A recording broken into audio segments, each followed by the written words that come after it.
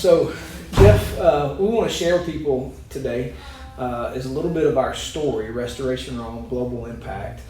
So basically in 2003, after Three Rivers was planted and the work we're doing in the community around the world, we saw a need for another organization to help carry that. And so Global Impact was birthed and began to do work in our city and around the world. And people who are watching this will know that our passion is to make sure we release disciples into the domains of society. And so that we're bringing the gospel of the kingdom to bear through disciples, doing the work of the kingdom, making disciples, and engaging their domains of society. We believe that from there, Jesus plants his church. And so out of that, a very long history that folks can check out at restorationrome.org, Restoration Rome is formed. And so what I'd love for you to do is share with folks who have heard this story at our Global Net family gatherings and other events that we do in Global Net. They've heard about Restoration Rome. So could you just share what it is Restoration Rome does, what we do, and how the Lord has supplied in 2019 to get us through 3 of our 4 phases of complete development? Absolutely. And the Father has been great to us in 2019, so this is very exciting. But for those of you that don't know, the local part of our local mission has been centered around foster care here in the United States and addressing that crisis. And so Restoration Rome, in essence, it's just a hub for foster adoption and family services. And in this center was a massive collaborative effort between the state, our Division of Family and Children's Services, our juvenile court system, and the various service providers and stakeholders in this area of child and family welfare. And we just sat down and reimagined foster care, a very broken system, and through a lens of kiddos coming into care, birth parents, and caregivers, and also through a trauma-informed lens. What should this process look like without the hindrances of policies and legislation and that where we've tended to regulate ourselves into a corner, and just what should this look like? How do we reduce trauma for kiddos? How do we promote reunification? Restoration Rome is a manifestation of that. And so what we develop were programs and services to provide that service provision and really to develop that ecosystem. And then the building Restoration Rome was developed around that. And so what you see here is a reimagined foster care, a way of caring for our kids and our families in care, and truly promoting the family and reunification. Absolutely. That's absolutely fantastic.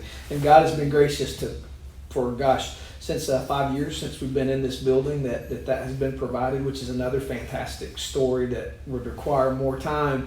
But the Lord providing this building, and then what is it going to take to pull off that vision, and how has God supplied this year for that? Oh my gosh. Well, so in 2019, of course, we had raised the funding and we finished construction of phase 1, and we were in the process of really equipping the facility, which we're basically at the end of that, but we've been providing services here. But the other piece of it is that we've had 4 phases of renovation that we're in the process of doing in this facility.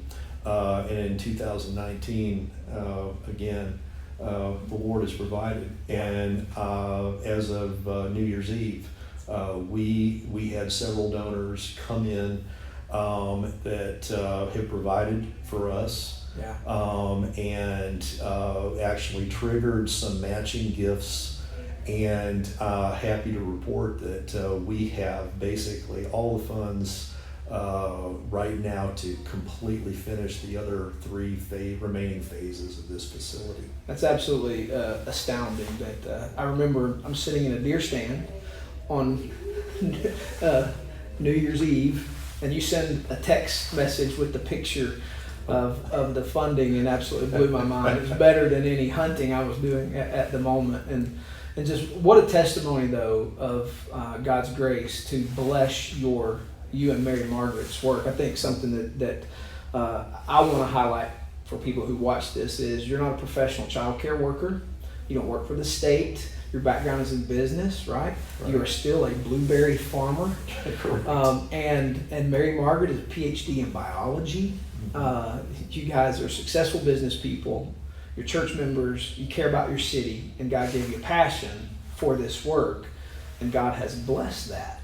And what a joy to see Him do that. Hey, can you speak to last thing, and I'll leave you alone because I know you got a lot of work left to do here today. What is this thing going to look like when all 4 of those phases are completed? What's happening in this building? Okay.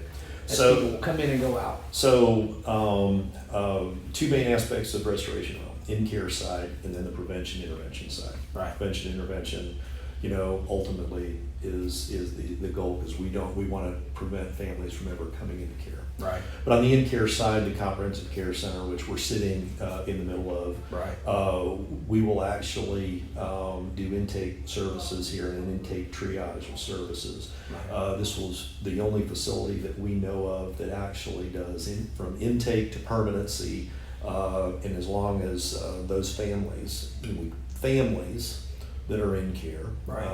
will, all their services, therapies, counseling, you name it, all happen in this in this facility. Right.